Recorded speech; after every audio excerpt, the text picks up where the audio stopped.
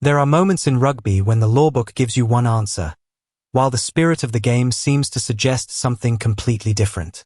And that is exactly what happened when Codie Taylor scored his controversial first try against the Bulls at Loftus Versfeld. On paper, the decision was straightforward. The try was legal. Referee Nika Amashukeli followed the laws of the game, and there was no clear technical offense committed by Codie Taylor. But rugby is not played only inside the pages of a lawbook. It is also about deception, fairness, sportsmanship, and understanding the moment. And that is why this incident has created such an interesting debate among fans and pundits. The controversy began in the 29th minute, when Francois Klopper was shown a yellow card, leaving the Bulls with just 14 players on the field. For the All Blacks, it was an opportunity to increase the pressure and take control of the match. From the resulting penalty, Codie Taylor, who was leading the All Blacks on the tour, made a clever tactical decision. Rather than simply kicking for territory or points, he chose the scrum. That decision immediately put the Bulls under pressure. The All Blacks attacked the set piece with confidence, and their dominance resulted in another penalty. At that point, Taylor had another decision to make. And this time, he chose to tap and go. What happened next was clever, unexpected and, depending on your interpretation of rugby's spirit, slightly uncomfortable. Taylor placed the ball on the ground as if he was preparing to take the penalty. He then appeared to dummy the tap. That movement caught the Bulls' defense by surprise. Juan Els and JF Van Heerden reacted immediately, shooting forward because they believed the penalty had been taken. But as they started to adjust and move back, Taylor quickly tapped the ball for real. Suddenly, the Bulls' defenders were caught in two minds. The All Blacks hooker accelerated towards the line, and despite the desperate efforts of JF Van Heerden, Taylor managed to force his way over. The All Blacks had their try, but the Bulls were furious. Their argument was simple. Taylor had deliberately tricked them into believing that the penalty had already been taken. The question for referee Nika Amashukeli was whether that deception itself made the action illegal. The Georgian referee was immediately confronted by the Bulls players, but his response was clear. The action was allowed. And under the current interpretation of the laws, that decision was entirely defensible. There is no specific law that says a player taking a quick penalty cannot dummy the tap in the way Taylor did. That distinction is important. Rugby contains situations where players are specifically prohibited from misleading opponents. For example, at the back of a ruck, players cannot deliberately create the impression that the ruck has ended when it has not. But that specific restriction does not apply in exactly the same way to a quick penalty tap. So, technically, Codie Taylor had not broken a clearly defined law. That means Nika Amashukeli was correct to award the try. Yet this is where the debate becomes much more interesting. Because rugby has another principle that referees can consider: the spirit of good sportsmanship. Law 9.27 states that a player must not do anything that is against the spirit of good sportsmanship, with a penalty available as the sanction. Would applying that law to Taylor have been too severe? Probably. It would have been a very harsh punishment for an action that was not specifically prohibited. But there was another option available to the referee.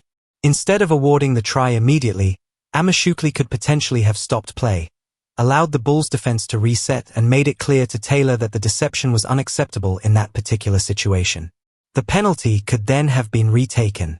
That would have produced an entirely different outcome. It would not have accused Taylor of cheating. It would not have required a yellow card or any major punishment. And it would have acknowledged the fact that the action was technically legal while still protecting the spirit of the game. That is perhaps the biggest question from this incident. Should referees always apply the law literally, or should they sometimes use their understanding of the occasion to manage situations that technically fall within the rules but feel questionable? There is no easy answer. Modern rugby has already become incredibly complicated.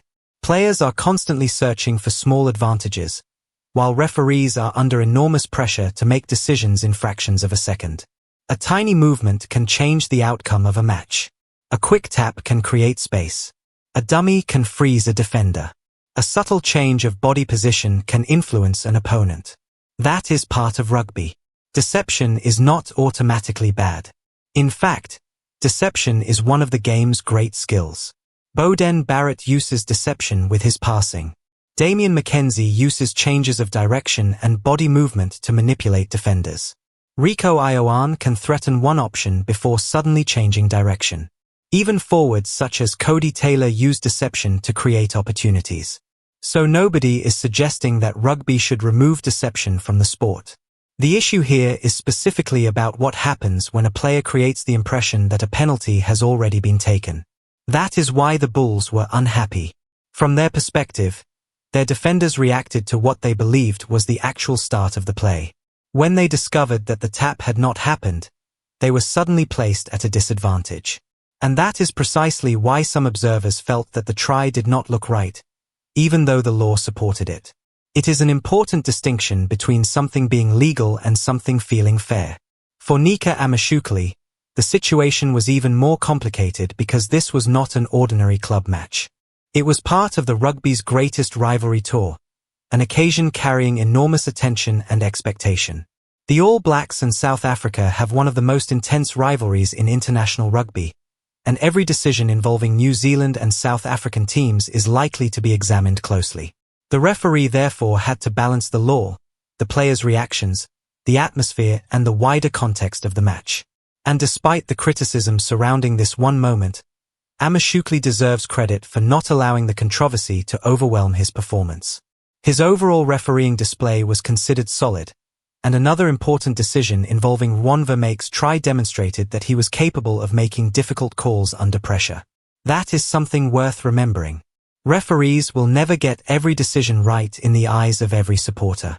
And sometimes, even when a referee gets the law exactly right, people will still disagree with the decision. That is what makes this incident so fascinating. Codie Taylor did not necessarily exploit a loophole in a dishonest way. He saw an opportunity, tested the boundaries, and executed a clever piece of rugby. Nika Amashukeli did not simply ignore the Bulls. He followed the law as it currently stands. And the Bulls players were also understandable in feeling frustrated after being caught by the deception. All three perspectives can exist at the same time. Perhaps the biggest lesson is that rugby's laws may eventually need to consider whether a quick penalty can be deliberately faked in this manner. If the lawmakers believe the action damages the spirit of the game, they could introduce clearer wording. If they decide that deception is simply part of rugby, then incidents like this will continue to be accepted as legitimate pieces of attacking play. Until then, referees are left to interpret the laws that exist. And that means Nika Amashukeli cannot reasonably be blamed for awarding the try simply because some fans disliked how it happened. The decision was legal. The controversy, however, is completely understandable. That is what makes rugby such a fascinating sport. Sometimes the most interesting debates are not about whether something was legal or illegal. They are about whether something was right. In this case, Codie Taylor found a clever way to exploit the Bulls' defensive reaction. The All Blacks benefited, the try stood, and the law supported the referee. But perhaps there was another way to handle it. A whistle, a reset, a warning, a retake. That solution might have preserved the attacking opportunity while avoiding the feeling that the Bulls had been caught by a trick that sat outside the traditional spirit of a quick penalty. And that is ultimately why this moment will continue to be discussed. It was not a major refereeing error. It was not an obvious illegal act. It was a fascinating grey area in a sport where the difference between genius and controversy can sometimes be just one tiny movement. For Codie Taylor, it was smart rugby. For the Bulls, it was frustrating rugby. For Nika Amashukeli, it was a decision based on the law. And for everyone watching, it was another reminder that rugby's laws are not always as simple as they appear. The real question now is whether World Rugby should eventually clarify the law surrounding dummy quick taps.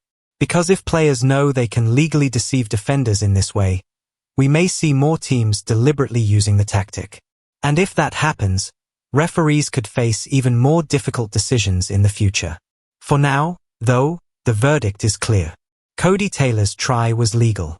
Nika Amashukeli's decision was defensible. But the debate over whether it truly belonged within the spirit of the game is far from over. And perhaps that is the most interesting part of all. Because rugby is built on physicality, intelligence, deception, respect, and tradition. When those elements collide in one moment, you get exactly the kind of debate that keeps supporters talking long after the final whistle. And this controversial All Blacks try has certainly done that. There are moments in rugby